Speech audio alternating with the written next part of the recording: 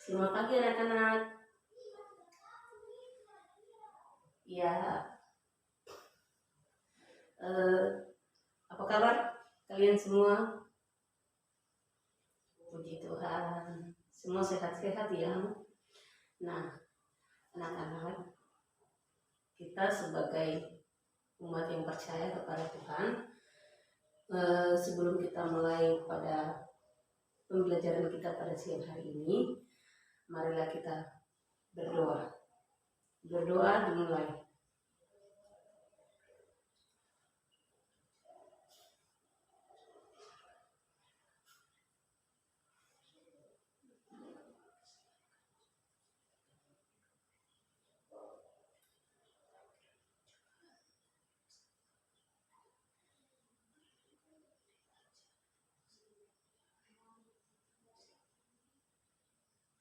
Selesai. Nah, anak-anak, sebelum kita belajar, Ibu mengisi absen dulu ya. Nah, si A ada? Bagus, yang rajin-rajin ya. Si B ada. Si C ada. Si D ada. Si E absen. Oh, Alfa. Ada yang tahu atau tidak alasannya kenapa bisa teman kalian bisa absen? Oh, iya. Baiklah, anak-anak, kita lanjut ya. Sebelum begitu, Ibu akan bertanya satu persatu. Ada yang masih ingat atau tidak tentang materi minggu lalu? Ayo. Oke. Jadi, Ibu akan kasih tahu materi minggu lalu yaitu tentang sifat-sifat benda, yaitu benda padat, benda cair, dan benda gas. Nah, sekarang yang kita akan pelajari yaitu tentang proses yang terjadi pada benda padat, benda cair, dan benda gas. Nah, anak-anak, sebelumnya Ibu akan memberikan sedikit penjelasan mengenai apa itu benda padat, apa itu benda cair, dan apa itu benda gas. Nah, di sini benda padat adalah benda yang bentuknya tetap. Ingat ya anak-anak, jadi benda padat adalah benda yang bentuknya tetap, volume tetap, memiliki kerapatan dan massa jenis tinggi. Nah, contohnya batu, logam, besi, dan kayu. Nah, itu yang disebut sebagai benda padat. Nah, yang disebut sebagai benda cair adalah benda yang bentuknya berubah sesuai tempat atau wadah. Nah, volume tetap, memiliki kerapatan dan massa jenis sedang, atau yang disebut sebagai lebih kecil dari benda padat atau lebih besar dari benda gas. Nah, contohnya minyak, air, dan alkohol. Nah, benda yang itulah yang disebut dengan benda cair. Nah, apa itu benda gas? Karena di sini kita akan mengerti bahwa benda gas adalah benda yang bentuknya berubah, memiliki tempat, atau volume berubah sesuai volume tempat. Nah, memiliki kerapatan dan massa jenis kecil. Contohnya gas helium pengisi balon udara, dan gas nitrogen pengisi balon ban kendaraan. Nah, itu yang disebut pengertian dari ketiga benda tersebut. Nah, anak-anak, kita jangan salah. Nah, buku, ini buku kan? Nah, buku termasuk dalam benda padat, termasuk jas, rok, kemeja, bolpen,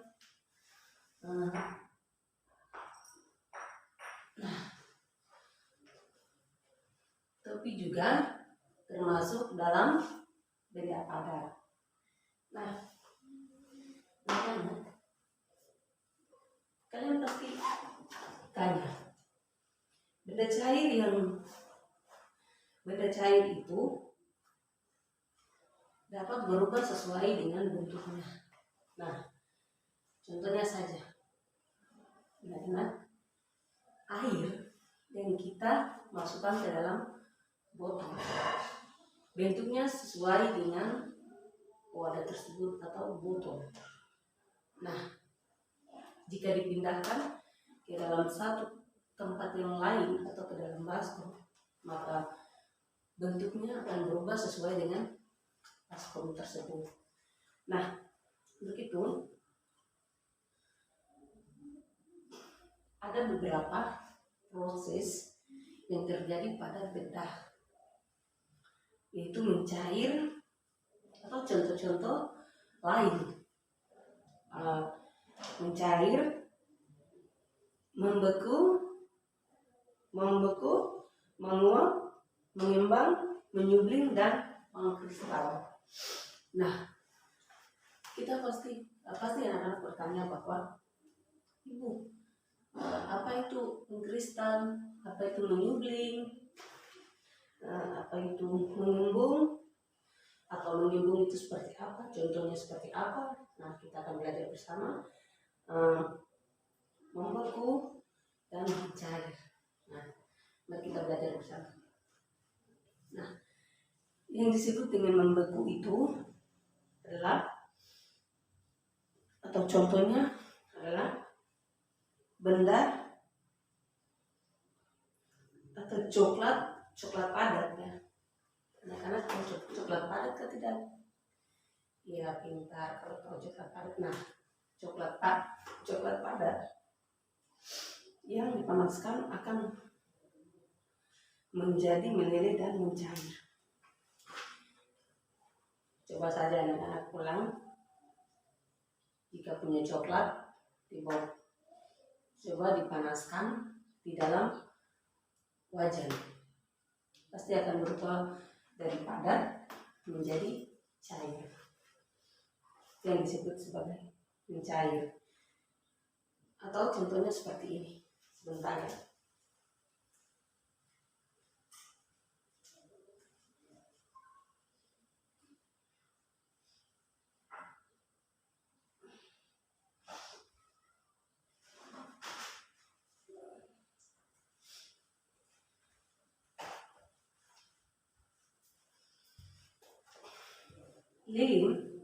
Lilin bentuknya apa?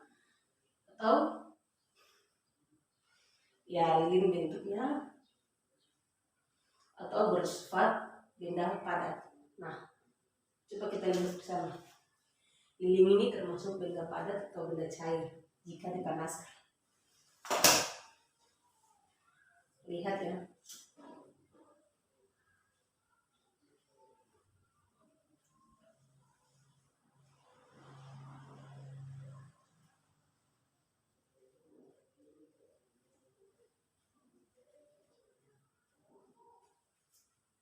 Nah, teman-teman bisa lihat proses apa yang terjadi pada lilin ketika lilin dinyalakan.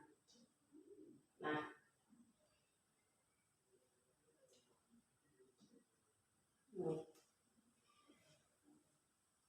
lilin akan mengeluarkan air atau disebut sebagai cair.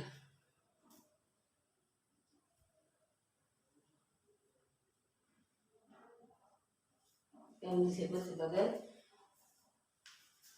cair.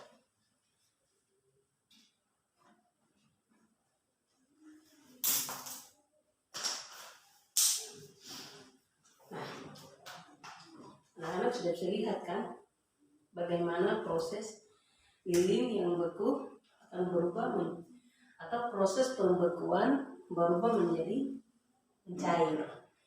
Contohnya seperti itu. Ini es batu yang kita masukkan ke dalam freezer. Nah, itu termasuk proses membeku. Sebaliknya atau kebalikan dari mencair. Nah, sudah paham? Baiklah kalau sudah paham. Nah, untuk proses membeku itu adalah contohnya seperti air yang dimasukkan ke dalam freezer hingga membentuk menjadi es batu. Proses membeku, anak-anak, siapa yang pernah lihat es batu? Baik. Nah, es batu itu awalnya berubah menjadi benda cair. Jika dimasukkan ke dalam kulkas atau freezer akan berubah menjadi beku. Itu yang disebut sebagai membeku. Contoh, salah satu contohnya. Nah, yang ketiga menguap. Menguap contohnya bensin yang dibiarkan berada pada tempat terbuka lama-lama akan habis berubah mengikuti gas dan proses penguapan pada air yang dimasak. Nah, seperti itu. Anak-anak punya bensin kan di rumah. Nah, bensin itu jika dibiarkan terbuka maka terjadi proses penguapan sehingga uap yang keluar dari dalam wadah tersebut yang tidak ditutup kan menghabiskan bensin yang ada di dalam wadah. Nah, sama saja dengan air panas yang mendidih, ketika kita biarkan sampai lama itu terjadi proses penguapan di dalamnya, maka air akan habis gitu. Nah, itu yang disebut sebagai proses menguap. Selanjutnya proses mengembung. Apa itu mengembung? Nah, mengembung contohnya seperti pada proses ini saat es batu disimpan dalam sebuah gelas, maka bagian luar menjadi basah. Anak-anak pernah minum es batu? Ya, nah es batu itu sudah pernah isi di gelas toh? Nah, biasanya ketika es batu dimasukkan ke dalam gelas, di gelas atau wadah plastik di sampingnya itu mengeluarkan air atau seperti ada embung-embung di sampingnya. Nah, itu yang disebut sebagai proses mengembung yang langsung melewati dinding-dinding gelas. Nah, setelah itu kita akan masuk pada unyugling. Pasti anak-anak bingung apa itu unyugling. Nah, unyugling contohnya kapur barus yang disimpan pada lemari, lama-lama akan habis atau menghapus mobil yang padat berubah menjadi pewangi. Nah, itu yang disebut sebagai proses menyugling. Nah, yang keenam, ada 6 proses ya. Yang keenam yaitu mengkristal. Apa itu mengkristal? Nah, mengkristal contohnya seperti dari proses uap menjadi salju. Dari proses uap menjadi salju. Nah, contohnya seperti tadi air panas, jika air panas direbus di dalam satu dandang. Nah, ketika air panas sudah mendidih, kita buka penutup dandang. Nah, yang terjadi itu seperti penguapan. Nah, penguapan yang keluar terus seperti putih-putih. Nah, itu yang disebut sebagai proses dari penguapan menjadi salju. Itu yang disebut sebagai mengkristal. Nah, anak-anak, materi kita sampai di sini. Siapa yang belum paham? Baiklah kalau semua sudah paham. Nah, untuk minggu depan atau di pertemuan selanjutnya, kita akan belajar mengenai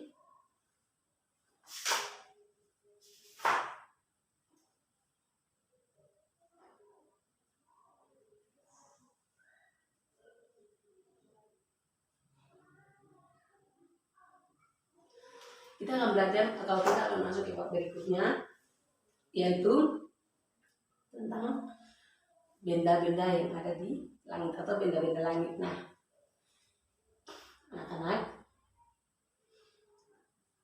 tugas untuk kalian akan buat mencari, karena tadi sudah dijelaskan sama ibu tentang contoh-contoh proses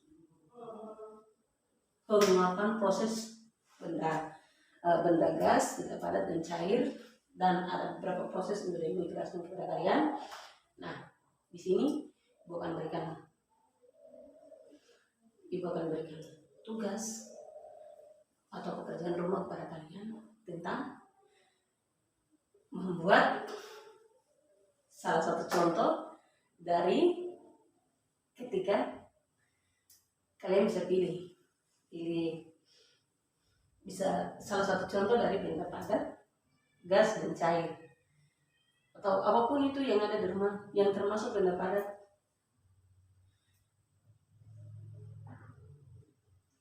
Itu adalah tugas kalian. Pilih salah satu, benda padat, cair, atau gas. Nah,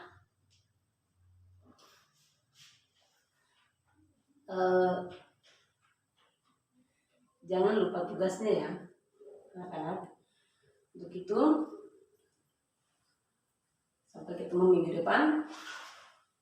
Anak-anak pulang ke rumah, jangan lupa salim sama orang tua. Ketemu orang di jalan harus berdoa, harus rajin ibadah, rajin ke sekolah, rajin belajar, agar apa yang dicita-citakan oleh anak-anak bisa tercapai. Rajin beribadah atau rajin berdoa, sebelum ke sekolah berdoa, sebelum gimana saja berdoa, harus berdoa. Nah, ingat, yang biasa disebut sebagai surga adalah telapak kaki ibu, di bawah telapak kaki ibu. Anak-anak tidak boleh melawan sama ibu. Ketika ibu suruh mandi, belajar, harus diikuti, supaya ketika jadi orang yang sukses atau ketika sudah dewasa nanti, anak-anak, apa yang sudah diterapkan oleh ibu kalian akan tertanam dalam hati anak-anak. Nah, anak-anak, sebelum kita mengakhiri materi kita pada siang hari ini, kita akan berdoa. Nah, untuk itu mari kita berdoa. Berdoa dimulai.